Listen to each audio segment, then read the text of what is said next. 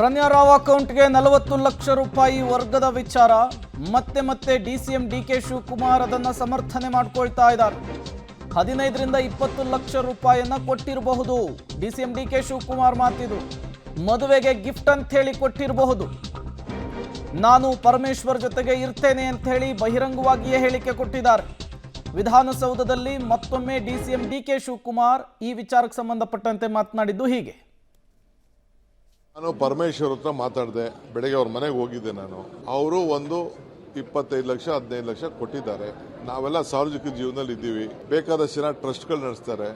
ಮದುವೆ ಸಮಾರಂಭ ಮತ್ತೊಂದರಲ್ಲಿ ಗಿಫ್ಟ್ಗಳು ಕೊಟ್ಟಿರ್ಬೋದು. ಅವ್ರದ್ದು ಯಾವುದೋ ಒಂದು ಫ್ಯಾಮಿಲಿ ಮದುವೆ ಇತ್ತು, ಗಿಫ್ಟ್ಗಳು ಕೊಟ್ಟಿರ್ಬೋದು. ಅದೇನು ಅವರೇನು ಯಾರು ಇಲ್ಲಿಗೆಲ್ಲಗೆ ಇದನ್ನ ಸ್ಮಗ್ಲಿಂಗ್ ಮಾಡುವಂತ ಪರಮೇಶ್ವರ್ ಅಂತ ಒಬ್ಬ ಪ್ರಭಾವಿ ವ್ಯಕ್ತಿ ಯಾರು ಹೇಳ್ತಾರ, ಯಾರು ಎನ್ಕರೇಜ್ ಮಾಡ್ತಾರ?